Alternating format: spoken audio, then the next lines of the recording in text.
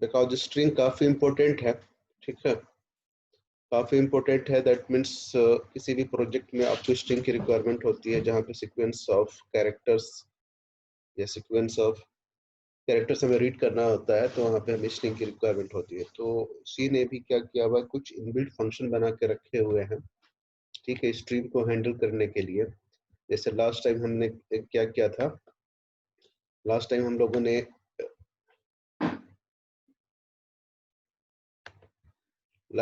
ने like string का length calculate किया था। बट स्ट्रिंग का लेंथ कैलकुलेट करने के लिए हम लोगों ने एक लॉजिक चलाया था, और उस लॉजिक के थ्रू स्ट्रिंग का लेंथ कैलकुलेट किया था, ठीक है। तो स्ट्रिंग का लेंथ कैलकुलेट करने के लिए ऑलरेडी सी ने फंक्शन बनाए हुए हैं। उस फंक्शन को हम लोग यूज कर सकते हैं, और कुछ और रेडीमेड फंक्शन है, उन सबको हम लोग यूज कर सकते हैं।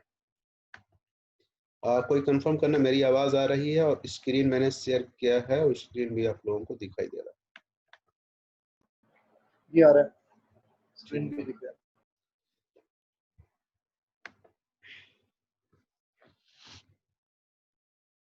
तो आज हम बात कर रहे हैं, लास्ट टाइम हम लोग ने स्ट्रिंग स्टार्ट कर लिया था, आज हम बात कर रहे हैं कुछ रेडीमेड फंक्शन की, इनबिल्ट फंक्शन की, जो सी ने बनाया हुआ है स्ट्रिंग से रिलेटेड, ठीक है। उसमें से लाइक एक फंक्शन है strlen, ये फंक्शन काम करता है use to count number of characters in string.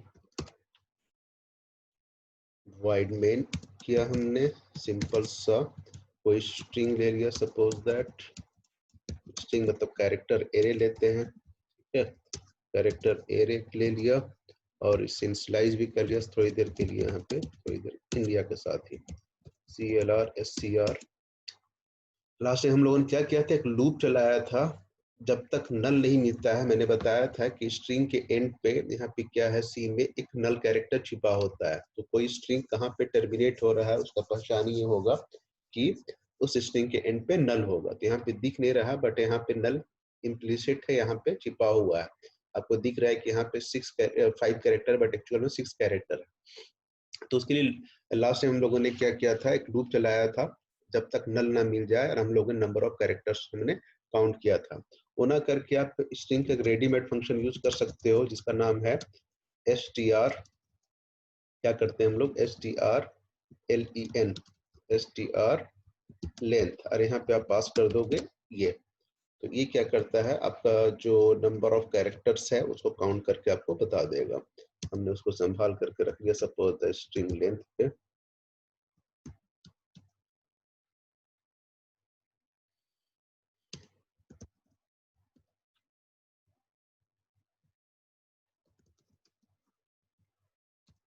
ठीक है, यहाँ पे देखें, आपको बताएगा टोटल नंबर ऑफ कैट्स, एक मिनट,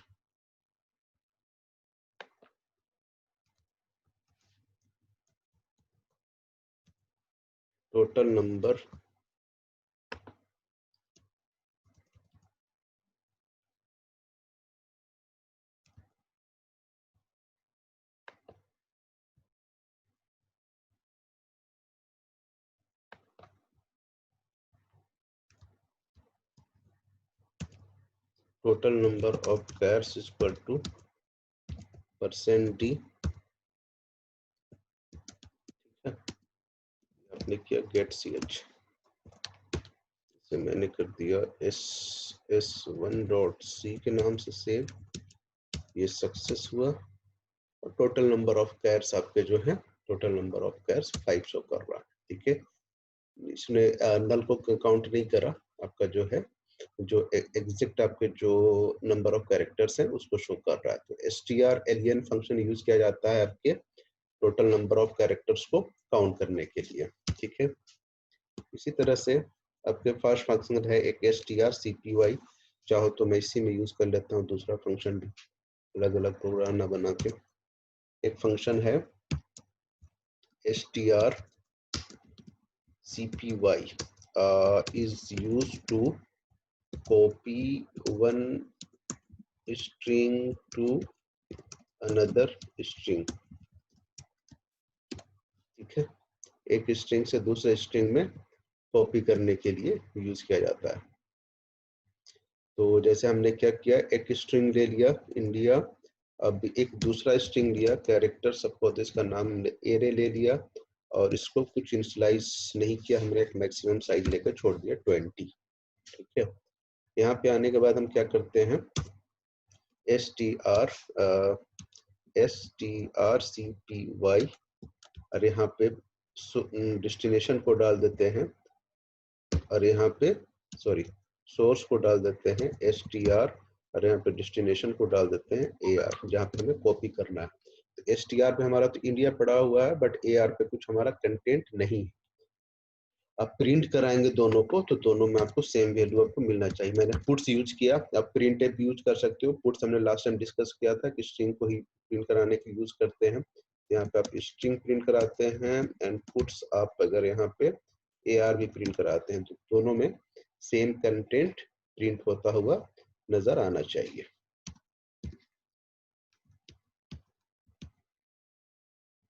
सॉरी, मैंने ये उल्टा कर दिया। पहले क्या होता है, पहले आपको strcpy पे पहले आपको डेस्टिनेशन डालना है, जहाँ पे आपको कॉपी करना है, और यहाँ पे आपको क्या करना है, सोर्स को डालना है। ठीक है, तो इंडिया आपको strcpy use to copy one string to another string. ध्यान रहे, यहाँ पे पहले आपको जो है डेस्टिनेशन जहाँ पे आपको कॉपी करना है, एंड सेकेंड आर्गुमेंट जो होगा वो क्या होगा, जिससे आपको कॉपी करना है। उसी तरह से एक फंक्शन है strcmp,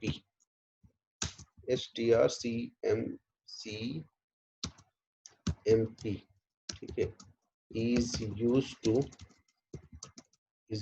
to compare to string को कंपेयर करने के लिए यूज किया जाता है। कंपेयर करने का मतलब क्या है कि अगर दोनों स्ट्रिंग बिल्कुल सेम हुए, यहाँ पे इंडिया है, यहाँ पे आपका जो है इंडिया इस केस में, तो ये 0 रिटर्न करेगा। अगर मैं दिखलाता हूँ इसी केस में आपका जो है, मैंने क्या किया, integer x equal to strcmp,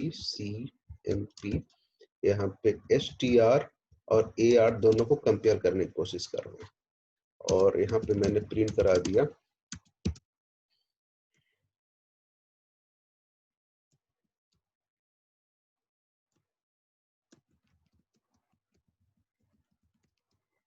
difference equal to %। समझाता हूँ क्या कहना चाह रहे हैं। x पहले एक बार चला लूँ, फिर उनको बता दें कि क्या है। डिक्लेरेशन इज नॉट अलाउड, ऐसा नहीं होता। जावा में ऐसा कर सकते हो, जहाँ पे जरूरत पड़ी वहाँ पे यूज कर लिया, बट यहाँ पे आपको हर हाल में पहले डिक्लेयर करना पड़ता है। तो x इक्वल टू ये डिक्लेयर कर लिया, और यहाँ पे वेरिएबल को डिक्लेयर कर लिया।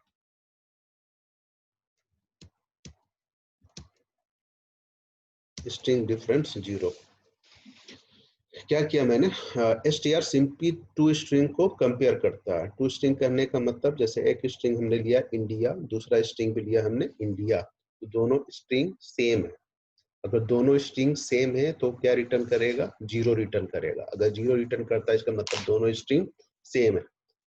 दोनों स्ट्रिंग में अगर डिफरेंस है, तो उस डिफरेंस क्या होता है, जो फर्स्ट कैरेक्टर पे जो स्काई वैल्यू होगा, उसका जो डिफरेंस होगा, उस बेस पे उसका डिफरेंस जो है कैलकुलेट कर लिया जाएगा। थोड़ी देर के लिए मैं क्या करता हूँ, एक तीसरा स्ट्रिंग ले लेता हूँ यहाँ पे, सपोज दैट AR1, और यहाँ पे इंडिया जहाँ पे जो आई कैप्स में लिया था, उसको मैं सिर्फ यहाँ पे क्या कर दे रहा हूँ, स्मॉल में कर दे रहा हूँ। ठीक है, तो आई का, कैपिटल आई का स्काई वैल्यू डिफरेंट होता है, स्मॉल आई का डिफरेंट होता है। कितने का डिफरेंस होता है, 37 का। लाइक ए का 65 होता है, कैपिटल ए का, स्मॉल ए का 97 होता है। ठीक है, तो वो डिफरेंस प्रिंट कर देगा। हमने सिर्फ क्या किया, फर्स्ट कैरेक्टर को स्मॉल और कैपिटल, एक को स्मॉल और एक को कैपिटल में ले लिया है। अब इन दोनों को हम कंपेयर कर रहे हैं, AR1 को, AR1 एंड AR को। AR1 पे हमारा इंडिया है, और इस पे AR पे हमारा क्या है, ये है। क्या बताया 32 का डिफरेंस है, ठीक है। और ये अगर सोर्स यहाँ पे डिफरेंस ये कर दो, इसे AR कर दो, इसे AR1 कर दो, तो -32 हो जाएगा, है ना। यहाँ पे जो कि बड़ा AR1 है, AR1 बड़ा क्यों है, क्योंकि आई का इसका वैल्यू ज्यादा होता है, ठीक है, बस बनिस्बत के कैपिटल आई का, तो इसलिए वो डिफरेंस हो गया। तो str सिंपली यूज किया जा सकता है लाइक दो स्ट्रिंग को कंपेयर करने के, दो स्ट्रिंग में बड़ा कौन है छोटा कौन है। अगर 0 रिटर्न कर रहा है दैट मीन दोनों स्ट्रिंग बिल्कुल सेम है, और अगर डिफरेंस है तो बड़ा कौन है, उसके पॉजिटिव नेगेटिव के बेस पे आप चेक कर सकते हो। इसके अलावा एक फंक्शन यूज होता है strcat में, strcat is used to concat one string at the end of another string। एक स्ट्रिंग के एंड पे दूसरे स्ट्रिंग को कॉन्केट करने के लिए। कॉन्केट करने का मतलब क्या होता है, ऐड करना। जैसे यहाँ पे हमने क्या लिया, एक इंडिया ले लिया, ठीक है, यहाँ पे हमने क्या लिया, चलो इंडिया ले लिया। इस बार मैंने इसको एक मैक्सिमम साइज ले लेते हैं इसका। यहाँ पे साइज तो इसका 5 ही है, लेकिन मैंने जानबूझ के क्या कर लिया, एक बड़ा साइज ले लिया, ताकि इंडिया के बाद जो है कुछ और वहां पे स्ट्रिंग को ऐड कर सके। तो चूंकि इसी एरे पे रखना है, अभी 5 यूज हो रहा है, लेकिन हमें उसके बाद भी हमें और मेमोरी चाहिए होगा एक्स्ट्रा स्ट्रिंग को रखने के लिए, तो हमने एक मैक्सिमम साइज लेकर रख लिया। एक दूसरा स्ट्रिंग ले लिया, सपोज दैट, जिसको मैं साइज नहीं दे रहा हूँ, सिंपली क्या किया यहाँ पे, दूसरा स्ट्रिंग को सपोज दैट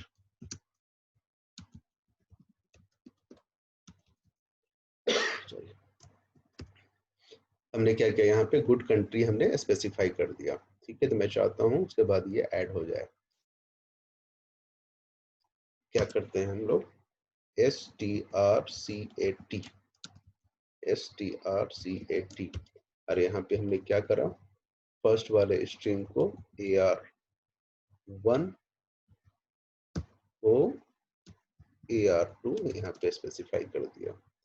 तो इससे क्या होगा देखिए, तो प्रिंट भी करा लेते हैं, पुट्स ही कर लिया, पुट्स करके हमने बता दिया, AR2 को प्रिंट कराया, AR1 को प्रिंट कराया,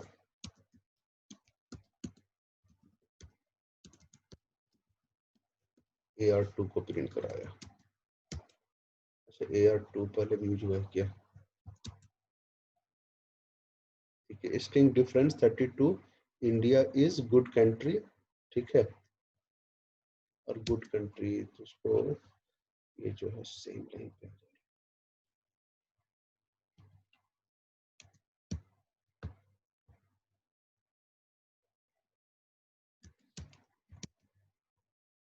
इंडिया इज गुड कंट्री आ गया, देखो उस पे, और उस पे गुड कंट्री सिर्फ रह गया। गुड कंट्री किस में था, AR2 पे था, तो AR2 पे गुड कंट्री रह गया, और इस पे AR1 पे इंडिया इज तो था, इंडिया था ही, और ये गुड कंट्री भी आ गया, ठीक है। तो strcat कॉन्केट करने के लिए यूज किया जाता है। तो ये कुछ इंपॉर्टेंट फंक्शन थे जो यूज किया जा सकता है लाइक स्ट्रिंग के मैनिपुलेशन के दौरान, स्ट्रिंग को हैंडलिंग के दौरान। इसलिए सी ने ऑलरेडी ये इनबिल्ट फंक्शन, रेडीमेड फंक्शन बना के रखे हुए हैं। अच्छा, ये जितने भी फंक्शन है ना, उनका डिफिनेशन कहीं पे ऑलरेडी, अगर ये प्रोग्राम आप C++ पे करते हैं ना, तो यहाँ पे एरर आता है। इसको मैं थोड़ी देर के लिए सेव एज करता हूँ, और इसको .c ने लगा के .a से हमने इसको रखा हुआ है, ठीक है, सिंपली a से। यहाँ देखना ये कई एरर आने लगेंगे यहाँ पे, ये ना क्लियर स्क्रीन को पहचान रहा है, ना ही strlen को पहचान रहा है। तो C कंपाइलर बाय डिफॉल्ट इनको आइडेंटिफाई कर लेता है। होता है क्या, जैसे अभी आप लोग हम strlen की बात कर रहे हैं, strcp की बात कर रहे हैं, इसी तरह से क्लियर स्क्रीन भी एक फंक्शन है, ठीक है। क्लियर स्क्रीन भी एक फंक्शन है, उसी तरह से गेट ch भी एक फंक्शन है, उसी तरह से आपका जो है printf एक फंक्शन है। तो इनका डिफिनेशन जो है अलग अलग हेडर फाइल पर रखा हुआ है, तो वो आज हेडर फाइल मैं ये यूज कर रहा हूँ। सी में .c एक्सटेंशन से उसे सेव किया, तो बाय डिफॉल्ट वो चल जा रहा है और कंपाइलर टू कंपाइलर चल जाता है, इसमें चल रहा होता है, किसी में ना भी चले। बेटर प्रैक्टिस ये है कि आप हेडर फाइल भी स्पेसिफाई करेंगे। तो आज मैं कई हेडर फाइल यहाँ पे लगा रहा हूँ, यहाँ पे लगा रहा हूँ, आप लोग लिखते हैं इंक्लूड, इंक्लूड लिखते हैं, लिखते हैं stdi.h, ठीक है। इसको बोलते हैं प्री, जो फर्स्ट में जो सिंबल यूज किया हुआ है ना हैश, इसको बोलते हैं प्री प्रोसेसर डायरेक्टिव। क्या बोलते हैं इसे? Pre processor directive.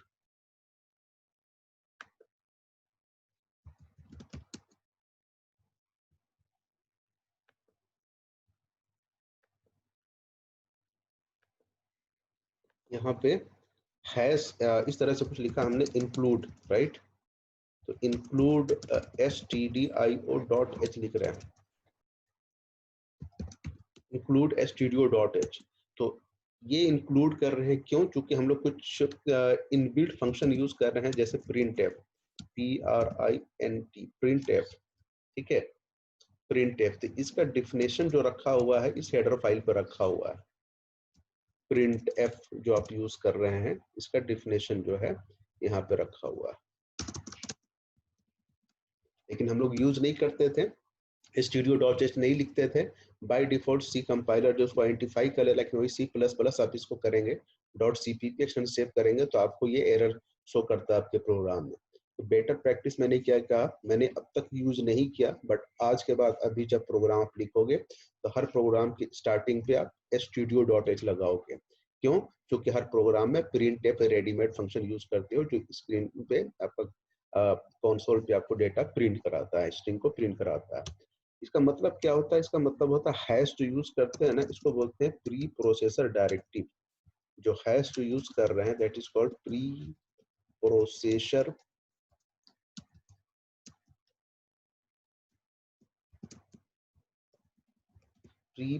Directive. Pre processor directive करने का मतलब है ये कंपाइलर को इंस्ट्रक्शन देता है कि बिफोर कंपाइलिंग दिस प्रोग्राम क्या करो, इसको इंक्लूड करो, जो हमने लिखा हुआ इंक्लूड कीवर्ड, और उसके बाद क्या, standard input output header file. ये प्री प्रोसेसर डायरेक्टिव कहलाता है, जहां भी शुरू में लगा हुआ रहे। इंक्लूड एक कीवर्ड है, समझ में आ ही रहा है आपको इंक्लूड का मतलब क्या है, टू इंक्लूड करना। और stdio.h इसका मतलब होता है स्टैंडर्ड इनपुट आउटपुट, ठीक है, स्टैंडर्ड इनपुट आउटपुट। और h का मतलब आप कर सकते हो हेडर फाइल, ठीक है। तो इसके लिए हम लोग ये इंक्लूड करते हैं। तो ये तो इसके लिए एक यूज किया, सिर्फ इसके लिए, लाइक printf यूज कर रहे हैं उसके लिए। उसी तरह से हर प्रोग्राम में हम क्या यूज करते थे, यहाँ पे गेट्स यूज कर सकते थे, यूज करते थे, याद है, ये गेट ch यूज करते थे, गेट ch, ठीक है। तो इसको यूज कर printf और scanf के लिए आपका जो stdio.h यूज हो रहा है। उसी तरह से आप जब गेट ch यूज कर रहे हैं तो आपको उसमें भी एरर शो करता। मैं यहाँ पे C++ में दिखलाता हूँ, यहाँ पे आपको क्लियर स्क्रीन को पहचान नहीं रहा है, राइट। जब दूसरे कंपाइल में करते हैं C++ से लिख करते हैं, सी में मैंने कहा कि बाय डिफॉल्ट से आइडेंटिफाई कर लेता है, लेकिन आपको करना चाहिए था। लेकिन अब आपको समझ में आ रहा होगा कि क्यों लिखते हैं। तो conio.h के लिए क्या करते हैं हम लोग, conio.h लगाते हैं गेट ch के लिए। उसी तरह से जो हमने फंक्शन जो अभी यूज किया str, ठीक है,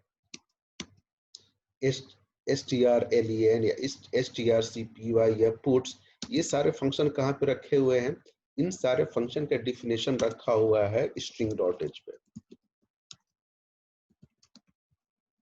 अब उसके लिए string.h लगाएंगे, ठीक है। ये सारे एरर आपका इस तरह से खत्म हुआ। तो हेडर फाइल क्यों लगाते हैं? जो हमारा जो इनबिल्ट फंक्शन होता है उनकी डिफिनेशन जो है इन हेडर फाइल्स पे रखा हुआ है। सी में हमारा इसके बगैर भी चल रहा था, क्योंकि हम लोग डॉट सी एक्सटेंशन से सेव करते हैं, कर रहे थे, कंपाइलर टू कंपाइलर वो बाय डिफॉल्ट से आइडेंटिफाई कर लेता है, बट किसी किसी कंपाइलर को आइडेंटिफाई नहीं भी करेगा। तो बेस्ट प्रैक्टिस ये है कि जब भी आप printf scanf आप यूज करो अपने प्रोग्राम में, तो आपको ये हेडर फाइल लगाना चाहिए। जब आप गेट ch यूज करते हो तो उसके लिए ये फाइल आपको कोरियो डॉट एच लगाना चाहिए। अगर स्ट्रिंग रिलेटेड कुछ भी काम कर रहे हो, फंक्शन आप अगर यूज कर रहे हो रेडीमेड फंक्शन लाइक आपका हो गया strlen, strcpy, strcat, तो आपको स्ट्रिंग डॉट एच आपको यूज करना चाहिए। ठीक है, ये सारी ये सारी बातें हो गई स्ट्रिंग की, रेडीमेड फंक्शन की, और साथ में हेडर फाइल की। हेडर फाइल करने का मतलब जहाँ पे उसका डिफिनेशन रखा हुआ है। ठीक है, हेडर फाइल क्यों कहते हैं? क्योंकि ये आपके जो फंक्शन जो आप यूज कर रहे हो अपने प्रोग्राम में, इनबिल्ट फंक्शन, रेडीमेड फंक्शन, उसका जो है इम्प्लीमेंटेशन, उसका कोडिंग जो है इसके अंदर रखा हुआ है।